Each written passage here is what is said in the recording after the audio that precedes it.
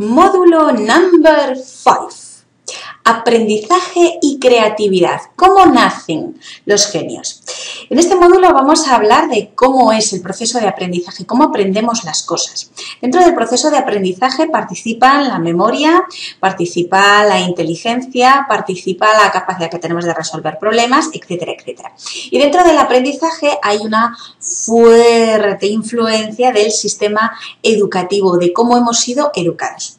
En una conferencia que dio el doctor Mario Alonso Puig, que es un médico al que yo sigo, actualmente es comunicador y es un gran experto en la influencia del estado emocional, en la capacidad de tomar decisiones, en el problema de salud, etcétera, etcétera. En una de sus conferencias hablaba de una anécdota que contaba sobre el presidente del Instituto de Estudios del Cerebro de Milán. Y el buen señor, un gran profesor, empezaba su conferencia diciendo: genio se nace y en imbécil te conviertes. Al parecer, esta afirmación tan categórica dejó muy chocado al público y una señora se atrevió a preguntarle: pero profesor, ¿y en el medio qué es lo que hay? Y el señor dijo: en el medio, el sistema educativo. De tal manera que lo que viene un poco a indicarnos es que el sistema educativo va a condicionar mucho la forma en la cual aprendemos las cosas. Actualmente se está llamando mucho la atención sobre una necesidad de cambio en el paradigma educativo, de abandonar la rigidez en las escuelas, en los institutos y en la universidad a la hora de aprender cosas. Se está empezando a hablar cada vez más de un aprendizaje por asociación, un aprendizaje mucho más práctico, mucho menos teórico, que no potencie tanto la memorización de conceptos, sino la absorción de conceptos y el uso de ello, y eso se consigue a través de la práctica. Pues este tipo de aprendizaje tiene mucho que ver con la creatividad. Cuando damos rienda suelta a nuestra creatividad, a nuestra capacidad de imaginación y ponemos en marcha y lo experimentamos, el aprendizaje es mucho más fluido. Aprendizaje. Este es el cono de aprendizaje creado por Edgar Dale allá en la década de los 60, que está ampliamente demostrado posteriormente que ocurre como tal. Si nos fijamos en la pirámide, tal y como yo la tengo, está a mi izquierda, en este caso yo creo que está a vuestra derecha, después de 2 semanas tendemos a recordar el 10% de lo leído, el 20% de lo oído, el 30% de lo que vemos, el 50% de lo que oímos y vemos cuando va junto, el 70% de lo que decimos, lo solemos recordar, y el 90% de lo que decimos y hacemos es algo que solemos recordar. Esto está muy relacionado con cuál es el canal a través del cual absorbemos la información. Si el canal es un canal de lectura, tiene que estar implicada la actividad verbal. Si además tiene que ver con el oído, también tiene una implicación. Recordamos más lo que oímos que lo que leemos. Si además de lo que vemos, que tiene más poder, es decir, vemos una imagen, una escena, un vídeo o vemos lo que ocurre diariamente, recordamos mejor. Si además vemos y oímos, es decir, un vídeo o una película, vamos a una exhibición, a una demostración, ver algo hecho realidad, lo recordamos mucho mejor. Si además participamos, tenemos una conversación y hablamos, recordamos lo que decimos. Pero además, si decimos y hacemos, como hacer una exposición teatral, simular experiencias reales, hacer la cosa que se intenta aprender, es decir, ponerlo en práctica, ahí entramos en acción y actividad pura, es mucho más fácil que lo recordemos. Este cono del aprendizaje nos viene a decir que cuando solamente leemos y nos dedicamos a memorizar unos apuntes, al cabo de 2 semanas probablemente solo recordemos el 10%, que es lo que ocurre cuando eres estudiante, estudias para un examen leyendo, memorizando o repitiendo como un papagayo, es fácil que al día siguiente, 2 días, hayas olvidado completamente de qué iba el examen. ¿Sí o no? Sin embargo, cuando lo escuchamos, es decir, vamos a clase y lo escuchamos y además lo leemos y además lo vemos y además tengo sesiones prácticas y además puedo participar y además me puedo implicar, comprender, es mucho más fácil que recordemos. Con lo cual, si eres maestro, si eres pedagogo, si eres profesor, este cono del aprendizaje tiene mucha importancia a la hora de preparar una clase, a la hora de preparar un material, pero también tiene mucha importancia para entender por qué recordamos mejor unas cosas que otras. Según el doctor Apps, que es un experto en aprendizaje de la Universidad de Wisconsin, el potencial para aprender se mantiene hasta el final de la vida. Es decir, es algo que venimos repitiendo, el potencial de la mente se mantiene hasta el final de la vida, la capacidad de memorización, la inteligencia, y ahora hablamos del aprendizaje. Recuerda que el proverbio chino que decía, empiezas a envejecer cuando dejas de aprender. Con lo cual aprendemos hasta el final de la vida, constantemente podemos estar aprendiendo cosas. Las claves del aprendizaje, que se ve un pelín mal, hablan de la importancia de la atención. Recuerda, si no prestas atención es difícil que captes los datos y la información. La memoria, que tiene mucho que ver con la atención. La motivación, cuanto más motivada estoy a la hora de aprender algo, es mucho más fácil que lo aprenda y lo retenga.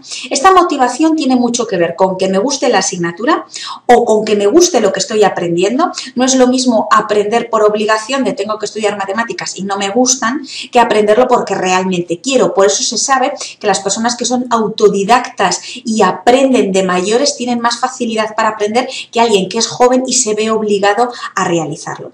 También hay un estudio, varios estudios muy interesantes que hablan de si la materia es atractiva y el profesor que la imparte o la manera en la cual adquirimos el conocimiento a través de un libro atractivo, unos vídeos, es atractivo, tenemos posibilidades de aprender en más de un 55%.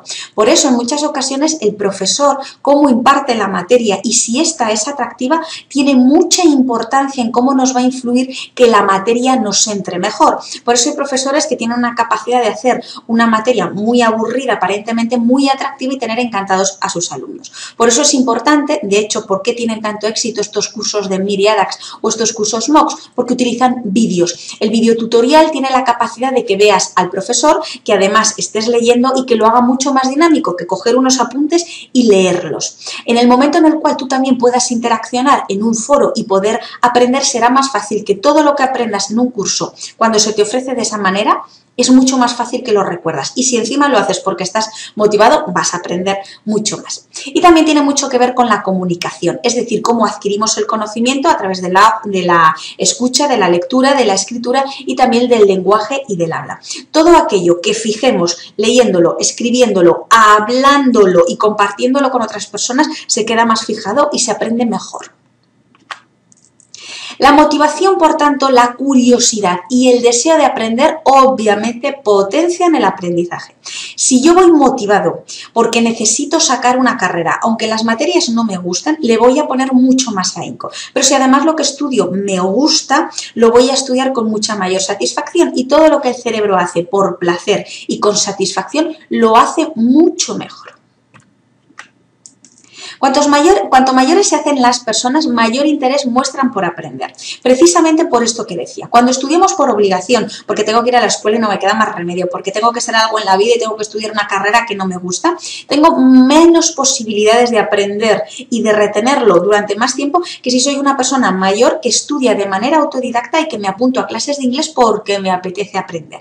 El éxito es mayor en esas personas autodidactas que en las personas que estudian por obligación.